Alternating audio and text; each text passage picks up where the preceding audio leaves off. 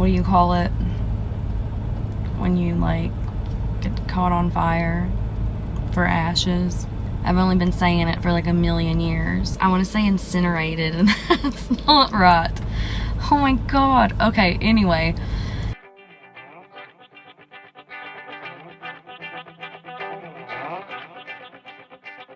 Hey guys, it's Lindsay. I have not made a video in a while. I hadn't really felt up to it the last couple of months, and I am finally ready to explain why. People tell you that losing someone in your life is really rough. I've lost family members that I've loved dearly, but on July 5th of this year, I lost one of my very best friends. She was only 36. I've been very close with her since I've been 19, so it's been many years with her in my life. She left behind a husband who is still a dear friend and a daughter who is beautiful and smart, and I just love her. It's been really hard. I wanted to do a video sooner than this, but I really didn't want to break down and cry in my video, and I knew that if I did it shortly after that happened, that there was no way I was going to be able to just make it through this. I don't know if you've ever lost someone that's super close to you like that. I mean, this girl, I've been married once before, and she was the maid of honor at my wedding, and her husband was my ex-husband's best man.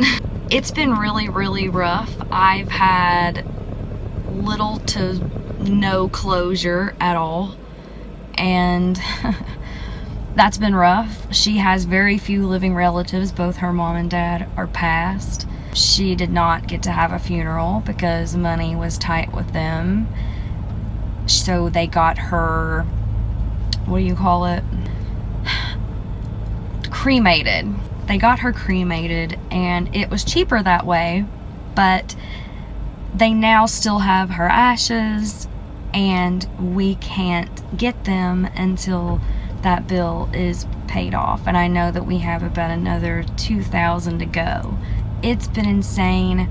I totally spiraled downhill fast those first 2 weeks. It was scary, and I did not even know how to live or handle myself, that I would never hear her voice again or hang out with her again.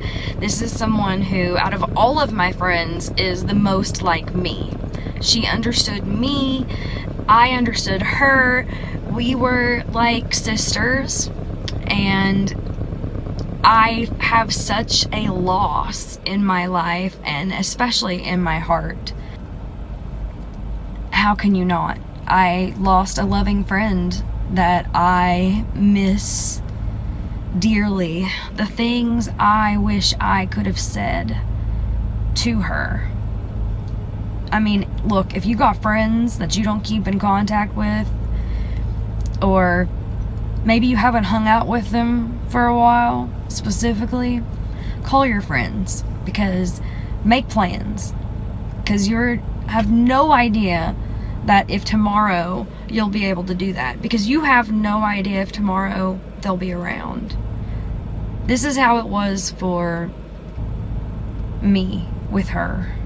I'm still grieving. I even bought me and her daughter a necklace that holds her ashes, but I've had no closure because we've had no funeral and we've still not been able to get her ashes. I have no inner peace inside of me until that happens, and until I can get her daughter the same thing. They match and everything, and I hope we can get them soon. This has been so frustrating and absolutely heartbreaking in every way.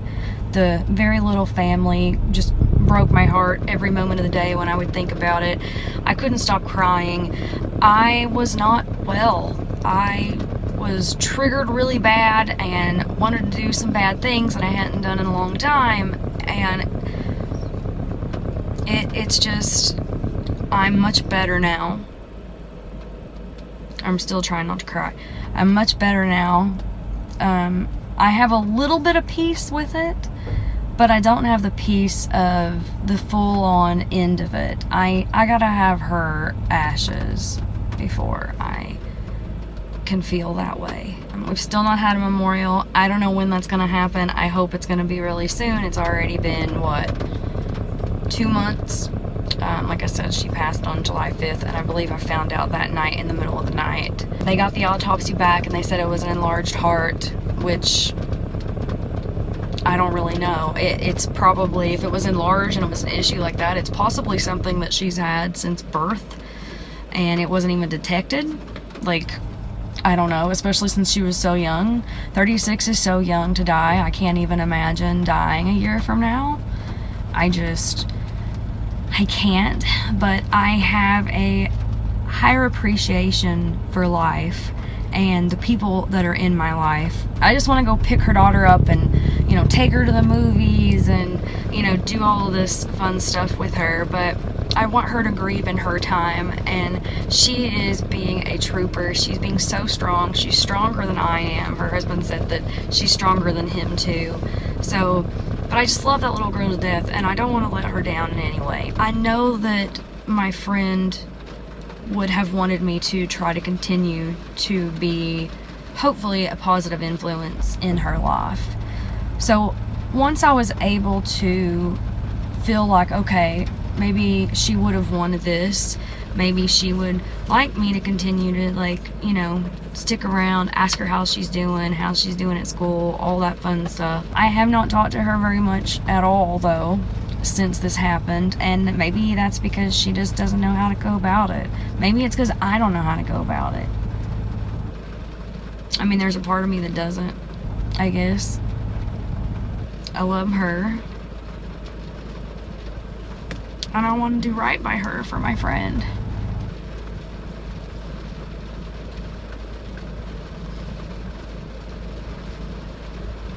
Really badly. I've not had kids.